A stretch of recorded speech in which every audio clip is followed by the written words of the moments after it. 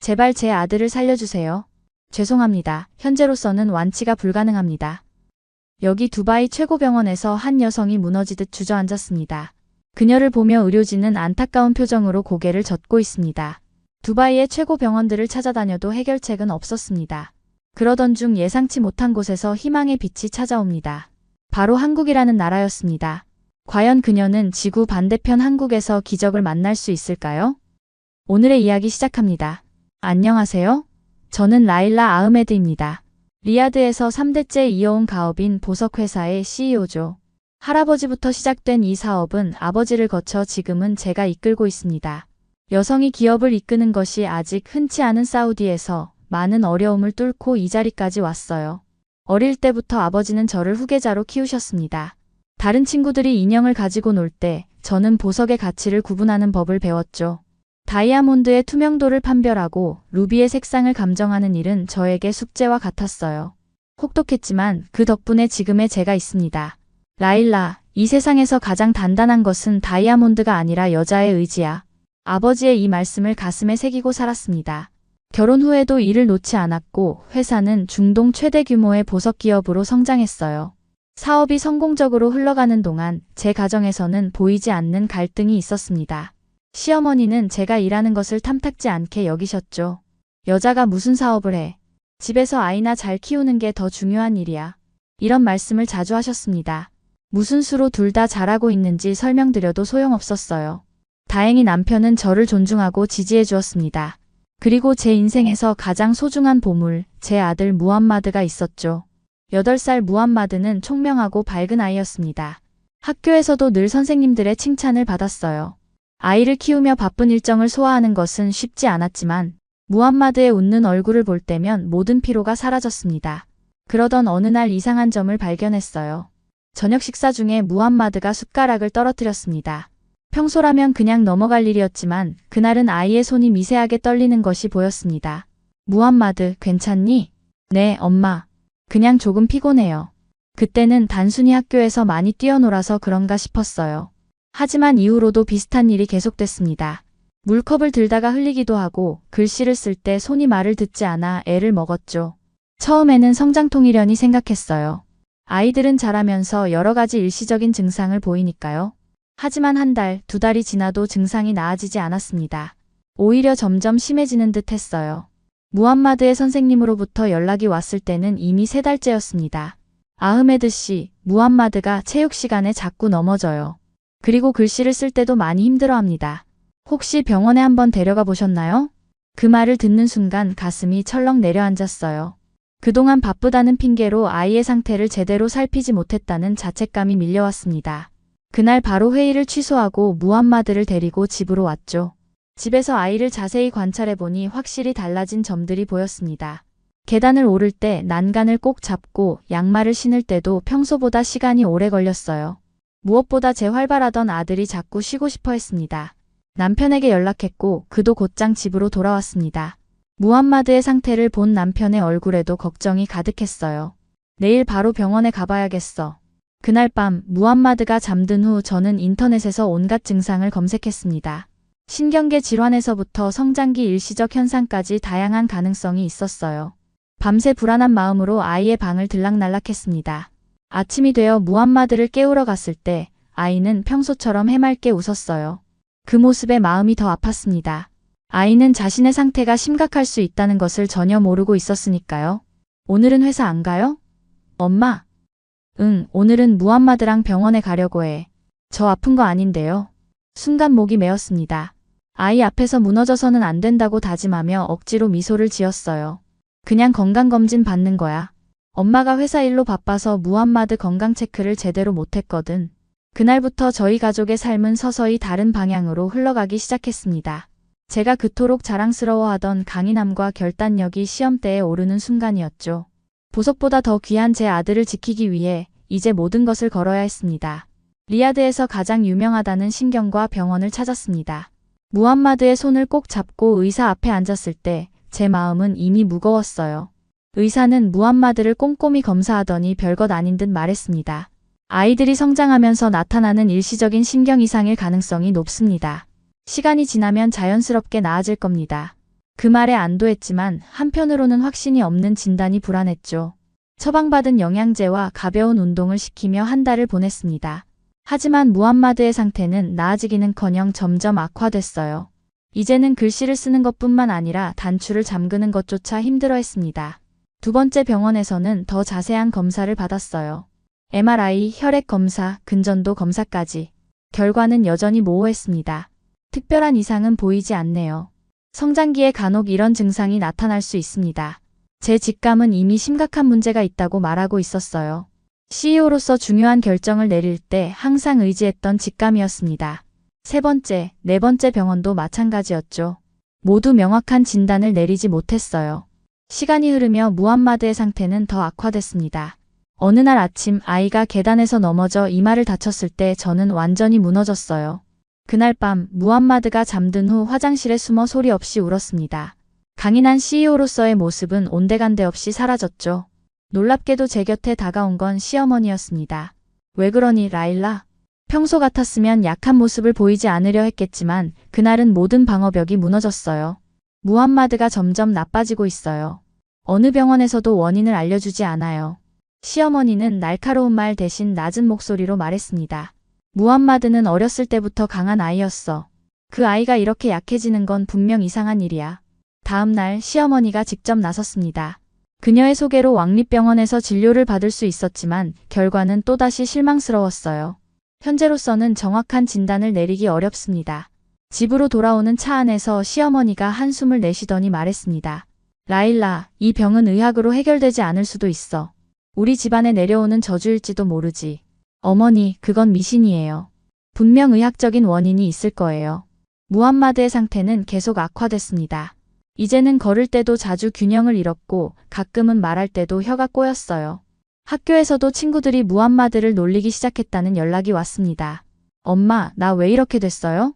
그 순간 제 심장이 찢어지는 듯 했어요.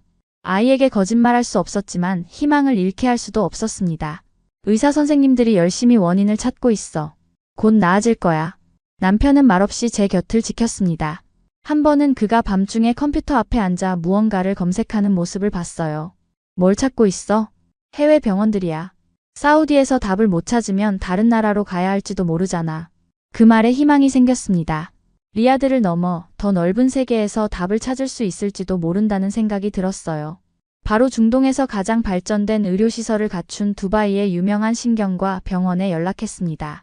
일주일 후로 예약을 잡았고 그때까지 회사 일은 최소한으로 줄였습니다. 시어머니도 제 곁을 떠나지 않았어요. 의견 차이는 있었지만 무함마드를 향한 사랑만큼은 똑같았으니까요. 두바이로 떠나기 전날 밤 무함마드의 머리를 쓰다듬으며 기도했습니다. 확실한 답을 찾을 수 있기를, 그리고 우리 아들이 다시 건강해질 수 있기를 간절히 바랐어요. 그 순간만큼은 CEO도 며느리도 아닌 오직 한 아이의 어머니였습니다.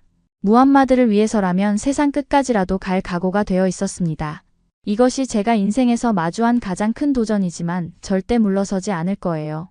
아무리 힘들어도 포기하지 않는 것, 그것이 아버지에게 배운 가장 중요한 교훈이었으니까요. 이제 그 의지를 아들을 위해 쏟아부을 때입니다. 두바이 국제의료센터는 중동에서 가장 현대적인 의료시설을 갖추고 있다고 합니다. 로비에 들어서자마자 느껴지는 분위기부터 달랐어요. 깨끗한 공간, 세련된 인테리어, 그리고 세계 각국에서 온 의료진들이 보였습니다. 처음으로 희망이 보이는 듯 했어요. 알자이르 박사는 신경근육 질환 전문가로 하버드 대학에서 교육을 받았다고 했습니다. 무함마드의 손을 잡고 진료실에 들어가자 박사는 친절하게 맞아주었어요. 박사는 무함마드에게 간단한 검사들을 지시했습니다. 손가락으로 코 터치하기, 일자로 걷기, 양팔 들고 유지하기 같은 동작들이었죠. 그리고 이전 병원들에서 가져온 검사 결과들을 꼼꼼히 살펴봤어요. 추가 검사가 필요하다는 의견에 따라 무함마드는 하룻밤 입원해서 정밀 검사를 받게 되었습니다. 특수 MRI, 근육생검, 유전자 검사까지 진행했어요. 남편은 리야드에 남아 회사 일을 처리하고 시어머니는 저와 함께 왔습니다. 오후가 되어서야 알자이르 박사를 다시 만날 수 있었어요. 그의 표정이 어제보다 심각해 보였습니다. 아흐메드 씨, 무함마드의 검사 결과에 대해 이야기해야 할 것 같습니다. 박사의 진지한 목소리에 심장이 빠르게 뛰기 시작했어요. 시어머니의 손이 제 손을 꽉 잡았습니다. 무함마드는 희귀신경근육 질환인 진행성 근위축증을 앓고 있습니다. 그 순간 세상이 멈춘 것 같았어요. 박사의 목소리는 멀리서 들리는 것처럼 희미했습니다. 현재로서는 완치가 불가능합니다. 눈물이 흘러내렸습니다. 참을 수 없이 흘러내린 눈물을 닦을 생각조차 없었어요. 시어머니도 흐느끼기 시작했습니다. 박사는 질환에 대해 설명했어요.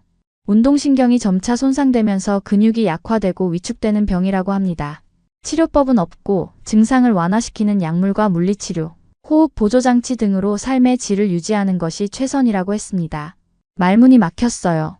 이런 상황을 상상해 본 적이 없었습니다. 항상 문제가 있으면 해결책이 있다고 생각했죠. 어떤 보석이든 그 가치를 판별할 수 있고 어떤 사업적 난관이든 극복할 수 있다고 자신했던 저였지만 지금은 완전히 무력했어요. 질환이 진행되면 보행 능력을 잃고 이후에는 호흡근까지 약화되어 호흡 보조장치가 필요할 수 있다는 설명에 시어머니는 완전히 무너져 내렸습니다. 평소에 강인한 모습은 온데간데 없어 보였어요.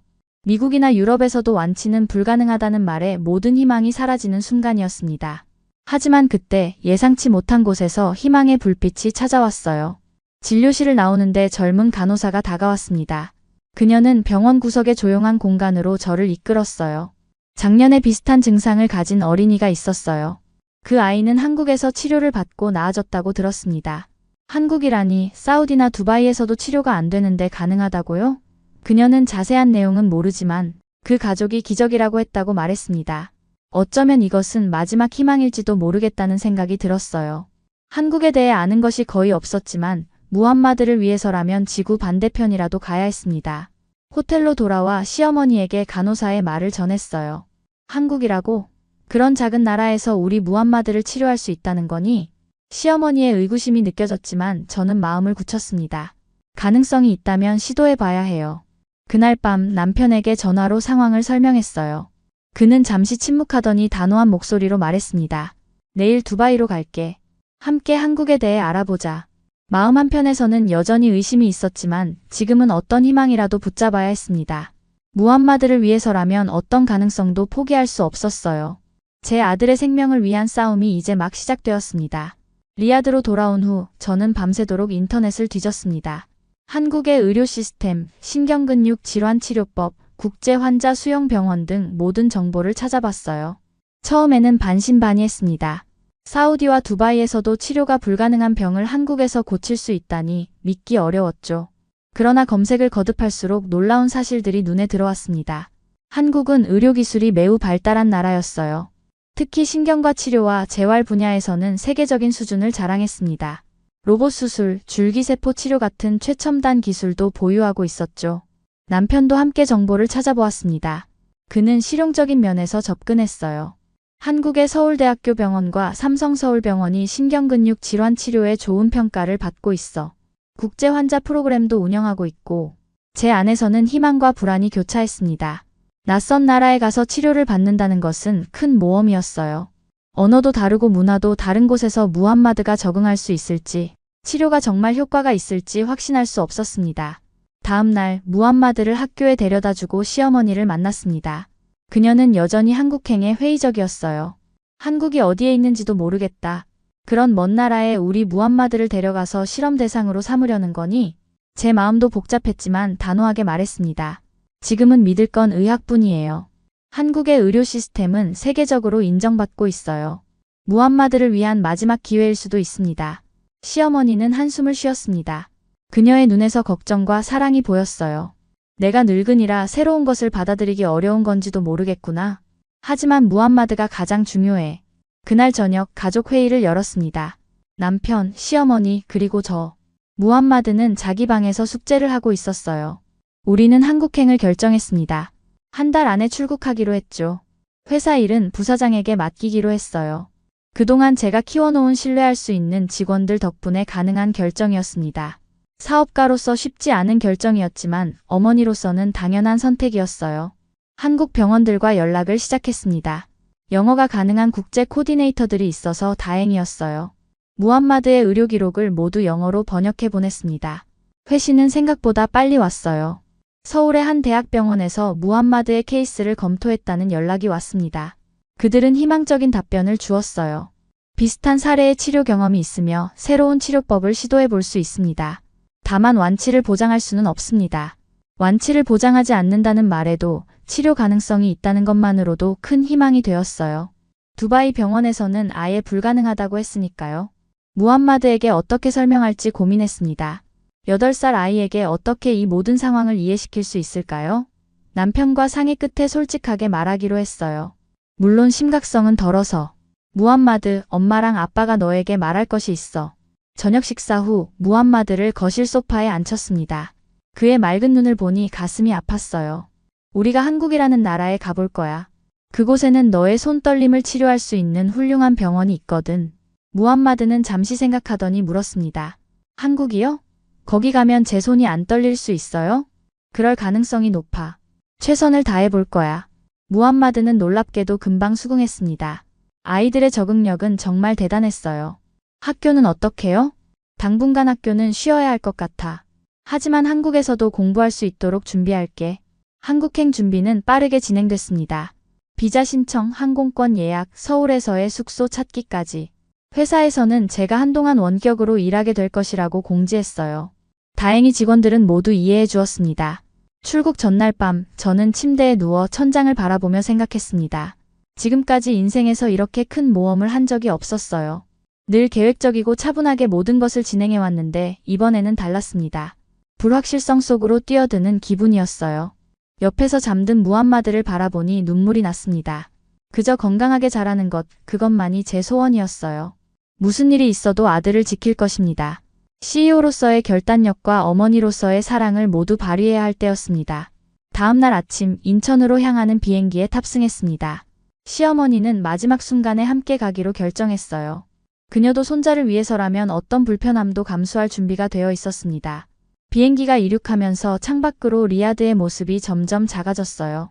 낯선 곳으로 향하는 불안함과 새로운 희망을 찾는 기대감이 뒤섞인 채 저는 무함마드의 손을 꼭 잡았습니다. 그 작은 손이 더 이상 떨리지 않게 되기를 간절히 바라면서 인천공항에 도착했을 때 이미 밤이었습니다. 12시간이 넘는 비행 끝에 무함마드는 지쳐 있었고 시어머니도 불편한 기색이 역력했어요. 저 역시 긴장과 피로가 몰려왔지만 이제 막 시작이라는 것을 알고 있었습니다. 출국장을 나서자 한 여성이 제 이름이 적힌 팻말을 들고 서 있었어요. 병원에서 보낸 국제 환자 코디네이터였습니다. 그녀는 유창한 영어로 우리를 맞이했어요. 따뜻한 미소와 함께 정중하게 인사하는 모습이 인상적이었습니다.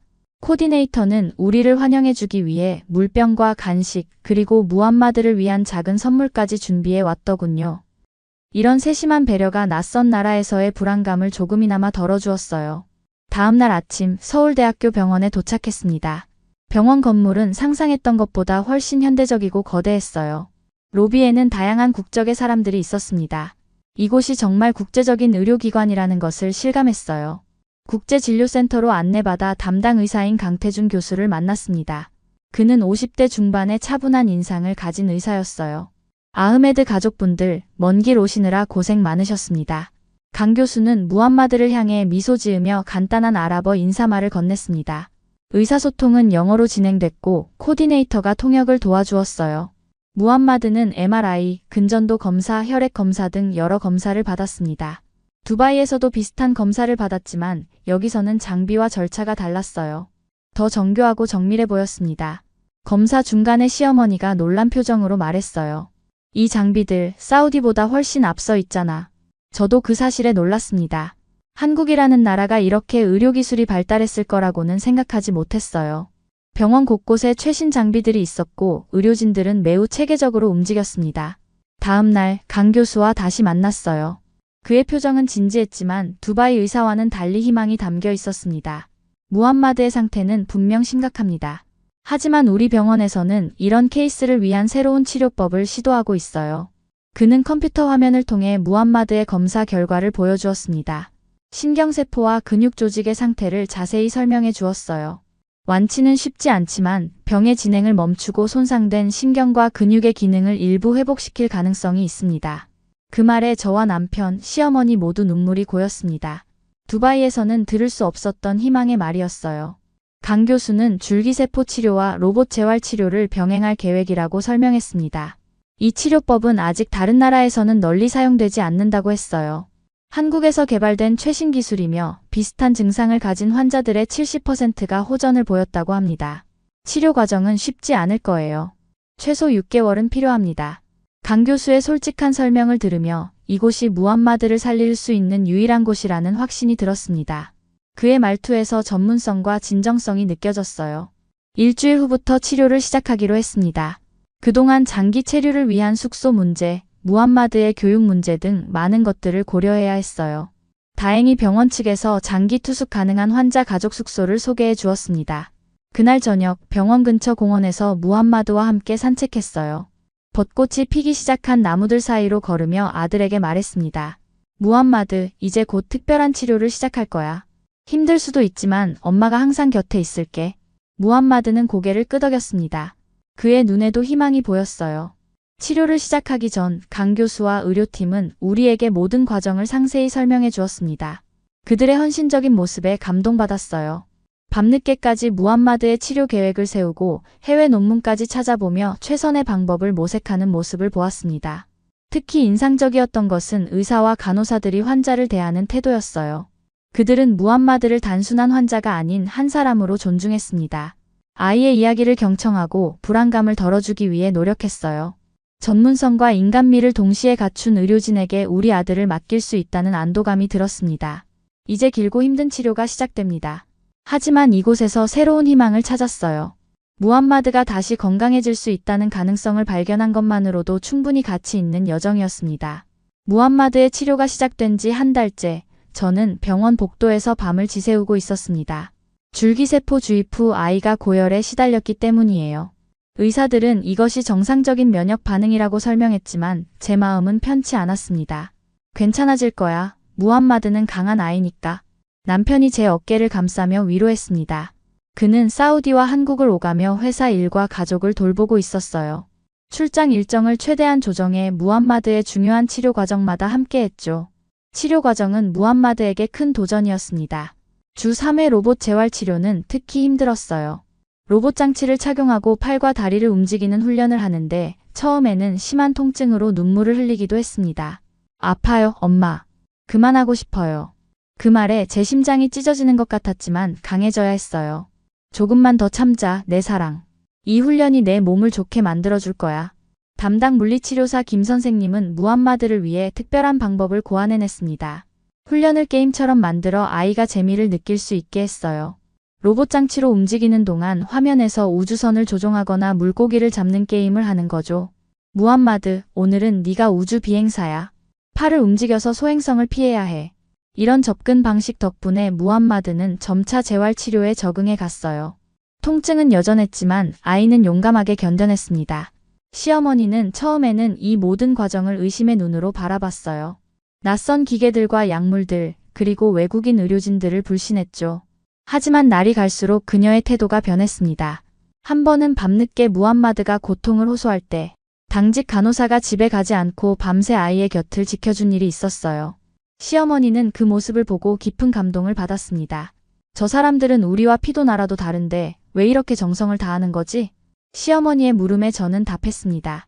그들은 환자를 살리는 것이 자신의 사명이라고 생각하는 것 같아요. 돈이나 명예보다 더 중요한 가치를 추구하는 거죠. 치료가 시작된 지 3개월째 작은 변화가 나타났습니다. 무함마드의 손떨림이 약간 줄어든 거예요. 아주 미세한 변화였지만 우리에게는 큰 희망이었습니다. 엄마, 봐요. 숟가락을 떨어뜨리지 않고 들 수 있어요. 그 순간 저와 시어머니는 함께 울었어요. 기쁨의 눈물이었습니다. 강 교수도 긍정적인 신호라며 치료가 효과를 보이고 있다고 말해주었어요. 한편 한국 생활도 조금씩 익숙해졌습니다. 병원 근처에 있는 작은 아파트를 임대해 세 식구가 함께 지냈어요. 무함마드는 병원 내 국제학교 프로그램에 등록해 다른 외국인 환자 아이들과 함께 공부했습니다. 시어머니는 놀랍게도 한국 문화에 관심을 보이기 시작했어요. 특히 한국 음식에 매료되었죠. 김치를 처음 먹었을 때는 얼굴을 찡그렸지만 이제는 매일 찾을 정도가 되었습니다. 이 음식이 건강에 좋다더구나. 무함마드에게도 먹이면 어떨까? 시어머니는 병원 식당의 한국 요리사와 친해져 요리법도 배웠어요. 저는 그녀가 변화하는 모습을 보며 놀랐습니다. 그동안 완고하게만 보였던 시어머니가 이렇게 새로운 것을 받아들일 수 있는 사람이었다니요. 치료 5개월 차에 접어들면서 무함마드의 상태는 더욱 호전됐습니다. 이제 걸을 때 거의 균형을 잃지 않았고 글씨도 훨씬 깔끔하게 쓸 수 있게 되었어요.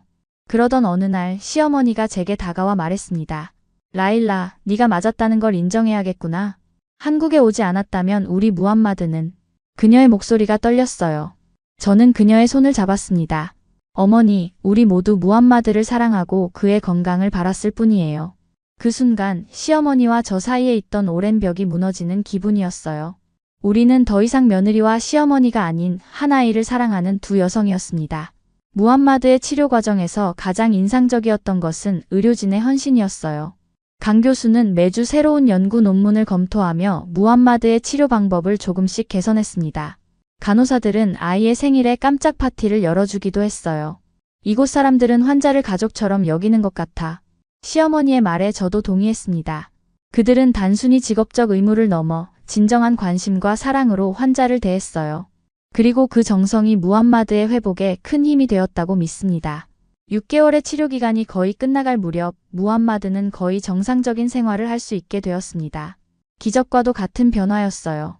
이제 저희 가족에게 한국은 단순한 외국이 아닌 제 아들에게 새 삶을 준 특별한 장소가 되었습니다.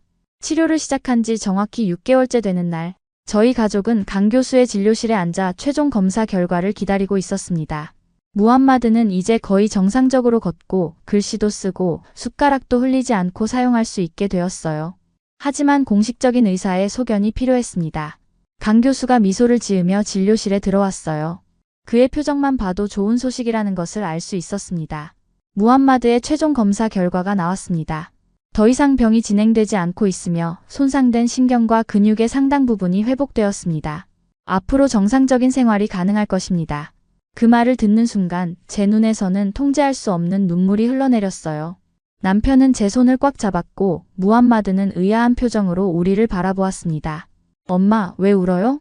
저 이제 괜찮다잖아요. 아이의 순수한 말에 오히려 웃음이 나왔어요. 무함마드는 자신이 얼마나 위험한 상태였는지, 우리가 얼마나 절망했었는지 모르고 있었으니까요. 가장 놀라운 반응은 시어머니에게서 나왔습니다. 그녀는 갑자기 자리에서 일어나 강 교수 앞으로 가더니 한국식으로 깊이 절을 했어요. 아랍 문화에서 이런 행동은 매우 이례적인 일이었습니다. 우리 손자를 살려주셔서 감사합니다. 제 생애에서 가장 큰 선물을 받았습니다. 강 교수는 당황하면서도 정중하게 그녀의 인사를 받았습니다. 그는 이것이 단순히 자신의 공로가 아니라 의료팀 전체와 무함마드의 투지, 그리고 가족의 지지가 있었기에 가능했다고 말했어요. 완치 판정을 받은 후 우리는 바로 사우디로 돌아가는 대신 한 달 정도 더 한국에 머물기로 했습니다. 그동안 병원에만 있었기 때문에 한국을 제대로 경험해보지 못했거든요. 또한 무함마드가 갑자기 환경을 바꾸는 것보다 서서히 적응하는 것이 좋다는 의사의 조언도 있었어요. 서울에서의 자유로운 일상은 마치 새로운 세계를 발견하는 것 같았습니다. 병원에서 나와 도시를 탐험하는 기분이 신선했어요. 남대문 시장에서 쇼핑을 하고 한강공원에서 자전거를 타고 경복궁에서 역사를 배웠습니다. 특히 경복궁 방문은 잊을 수 없는 경험이었어요. 우리 가족은 한복을 빌려 입고 궁궐을 구경했습니다. 화려한 색상의 한복을 입은 무함마드는 마치 동화 속 왕자님 같았어요. 엄마, 이 옷 멋있죠? 제가 한국 사람 같나요? 무함마드의 말에 우리 모두 웃음을 터뜨렸습니다. 시어머니도 처음에는 거부감을 보였지만 결국 자주색 한복을 입고 사진을 찍었어요. 그 사진은 지금도 제 휴대폰 배경화면으로 남아 있습니다. 한국 음식도 저희 가족에게 큰 발견이었어요. 물론 모든 음식이 입에 맞지는 않았지만 특히 불고기와 갈비는 무함마드와 남편이 좋아했습니다. 시어머니는 의외로 된장찌개에 푹 빠졌어요. 이 음식 향신료가 독특하지만 건강에 좋을 것 같구나. 사우디에 돌아가면 내가 직접 만들어 볼 거야. 한국의 의료 시스템 외에도 대중교통의 편리함과 치안의 안전함에 감탄했습니다. 서울은 리야드와는 전혀 다른 도시였어요. 밤늦게도 여성이 안전하게 거리를 걸을 수 있다는 것이 특히 인상적이었습니다. 어느 날 무함마드가 이런 말을 했어요. 나중에 커서 한국에서 공부하고 싶어요. 그 말을 듣고 처음에는 놀랐지만 곧 이해할 수 있었습니다. 이곳에서 무함마드는 단순히 몸이 치유된 것이 아니라 새로운 세계를 경험했으니까요. 8살 아이의 말이 얼마나 진지한지는 모르겠지만 그의 꿈을 존중해주고 싶었습니다. 시어머니의 변화는 더욱 놀라웠어요. 한국에 오기 전만 해도 외국 문화에 대해 배타적이었던 그녀가 이제는 한국어 인사말을 배우고 한국 드라마까지 찾아보게 되었으니까요. 안녕하세요. 감사합니다. 시어머니가 서툰 한국어로 인사할 때마다 현지인들이 환하게 웃어주었습니다. 그런 반응에 그녀도 기뻐했어요. 자신의 노력이 인정받는 기분이 들었나 봅니다. 한국에서의 마지막 날, 우리는 강 교수와 의료팀을 초대해 작은 감사 파티를 열었어요. 제가 사우디 전통 음식을 준비했고, 무함마드는 직접 그린 그림을 선물로 준비했습니다. 우리 가족에게 한국은 기적의 나라입니다. 여러분이 없었다면 무함마드는 지금 이렇게 건강하게 웃고 있지 못했을 거예요. 제 말에 의료진들은 겸손하게 고개를 숙였지만 그들의 눈에도 보람과 자부심이 빛나고 있었습니다. 우리는 서로의 언어와 문화는 달라도 생명을 소중히 여기는 마음은 같다는 것을 느꼈어요. 인천공항으로 떠나는 날, 무함마드는 창밖으로 서울의 풍경을 아쉬운 듯 바라보았습니다. 저도 이 도시에 특별한 애정이 생겼어요. 이곳에서 우리 가족은 두 번째 삶을 선물 받았으니까요. 꼭 다시 올 거예요, 한국. 무함마드의 약속처럼 우리 가족의 인생에서 한국은 이제 영원히 특별한 장소가 되었습니다. 리야드 공항에 도착했을 때 가족들과 회사 직원들이 환영 현수막을 들고 기다리고 있었습니다. 무함마드의 기적적인 회복을 축하합니다. 라는 문구가 적혀 있었어요. 그 순간 다시 눈물이 났습니다. 7개월 전 불안한 마음으로 떠났던 그 공항으로 건강한 아들과 함께 돌아온 것이 실감나지 않았어요. 집에 돌아오니 모든 것이 새롭게 느껴졌습니다. 일상의 소중함을 깨달은 걸까요? 무함마드는 자기 방을 보고 기뻐 뛰어다녔어요. 그 모습을 보며 남편과 눈을 마주쳤습니다. 말이 필요 없었어요. 우리의 가장 소중한 보물이 건강하게 돌아왔다는 사실만으로 충분했습니다. 다음 날 두바이에서 만났던 의사가 연락해왔어요. 그는 무함마드의 상태가 궁금하다고 했습니다. 솔직히 믿기지 않습니다. 정말 완치된 건가요? 제가 무함마드의 최근 의료 기록을 보내자 그는 놀라움을 감추지 못했어요. 이건 기적입니다. 그의 요청에 따라 한국 병원의 치료 과정을 모두 공유했습니다. 그는 곧 중동 의료계에 이 사례를 소개하고 싶다고 했어요. 무함마드의 경험이 다른 환자들에게도 희망이 될 수 있다면 좋겠다고 생각했습니다. 회사로 복귀하던 날 사무실에서 직원들이 환영해 주었어요. 7개월간 부사장이 업무를 잘 관리해 주었지만 중요한 결정들은 제가 원격으로 처리해 왔습니다. 하지만 이제 다른 관점으로 회사를 바라보게 되었어요. 여러분, 제가 없는 동안 수고 많으셨습니다. 앞으로는 일과 가정의 균형을 더 중요하게 생각하려 합니다. 이전에 저라면 하지 않았을 말입니다. 일만이 최우선이었던 제게 가족의 가치를 일깨워준 시간이었어요. 놀랍게도 시어머니와의 관계도 완전히 달라졌습니다. 그녀는 이제 제 사업에 관심을 가지고 조언을 구하기도 했어요. 한 번은 이렇게 말했습니다. 라일라, 네가 무함마드를 위해 내린 결정들이 얼마나 현명했는지 이제야 알겠구나. 그 말에 가슴이 뭉클했어요. 그토록 바라던 인정을 받은 느낌이었습니다. 무함마드는 학교로 돌아가 친구들에게 한국 이야기를 들려주었어요. 선생님은 무함마드가 한국 문화에 대해 발표하는 시간을 마련해 주셨다고 합니다. 아이는 그날 한복을 입고 가서 큰 인기를 얻었다고 자랑했습니다. 친구들이 한국에 가보고 싶대요. 저는 한국어도 배우고 싶어요. 무함마드의 열정에 응답하여 한국어 과외 선생님을 구해주었습니다. 놀랍게도 시어머니도 함께 배우겠다고 했어요. 그녀는 한국 드라마를 자막 없이 보는 것이 목표라고 했습니다. 한국에서의 경험은 제 사업에도 영향을 미쳤어요. 한국의 주얼리 디자인에 감명받아 새로운 컬렉션을 기획했습니다. 전통적인 아랍 디자인에 한국의 미니멀리즘을 접목한 제품들이었어요. 예상 외로 큰 호응을 얻었습니다. 그리고 저는 의료 관광에 관심을 갖게 되었어요. 무함마드처럼 사우디에서 치료받지 못하는 환자들을 한국으로 연결해주는 일이었습니다. 병원과 협력하여 중동 환자들을 위한 특별 프로그램을 만들었어요. 한국의 의료진들과도 계속 연락을 주고받았습니다. 강 교수팀이 리야드에서 열리는 의료 컨퍼런스에 초청받았을 때 저희 집에 머물도록 초대했어요. 이 모든 변화 중 가장 큰 것은 우리 가족의 결속력이었습니다. 시어머니와 저는 이제 서로를 이해하고 존중하게 되었어요. 무함마드는 더 자신감 있고 활기찬 아이로 성장했습니다. 남편도 일과 가정 사이에서 더 나은 균형을 찾았어요. 무함마드가 아팠던 그 시간은 끔찍했지만 그로 인해 우리 가족은 더 강해졌습니다. 한국이라는 나라와의 인연도 생겼고요. 이제 매년 여름 휴가는 한국에서 보내기로 했습니다. 무함마드의 건강 체크업도 할 겸 제2의 고향 같은 서울을 방문하는 거예요. 어느 날 저녁 가족 식사 시간에 무함마드가 말했습니다. 나중에 커서 의사가 될래요. 한국에서 공부해서 저처럼 아픈 아이들을 돕고 싶어요. 그 말을 듣고 시어머니가 웃으며 말했습니다. 이젠 나도 한국이 좋다. 우리 손자가 한국 의사가 된다면 얼마나 자랑스러울까? 가끔은 그날 병원에서 만난 간호사가 없었다면 어땠을지 생각합니다. 그녀의 작은 용기가 없었다면 우리는 한국이라는 희망을 알지 못했을 거예요. 인생은 참 신비롭습니다. 때로는 가장 예상치 못한 곳에서 기적이 시작되니까요. 지금 우리 가족에게 한국은 단순한 나라 이름이 아닙니다. 그곳은 우리에게 새 삶을 선물해준 기적의 나라입니다. 저는 이제 더 이상 단순한 CEO가 아닙니다. 한 아이의 어머니로서, 한 가정의 중심으로서, 그리고 두 나라를 잇는 다리로서 새로운 사명을 발견했습니다. 우리 가족의 이야기가 희망이 필요한 누군가에게 작은 빛이 되었으면 합니다. 무함마드가 건강하게 웃는 모습을 볼 때마다 저는 그날의 결정에 감사합니다. 불확실함을 안고 한국행을 선택했던 그 순간이 우리 가족 인생에서 가장 현명한 결정이었음을 매일 확인하고 있습니다. 오늘의 사연은 어떠셨나요? 이번 영상을 어떻게 생각하시는지 댓글로 의견을 남겨주시고 좋아요를 눌러주세요. 다음에도 더 흥미진진한 사연으로 찾아뵙겠습니다. 여러분의 사연 제작소 감동 나누기였습니다. 감사합니다.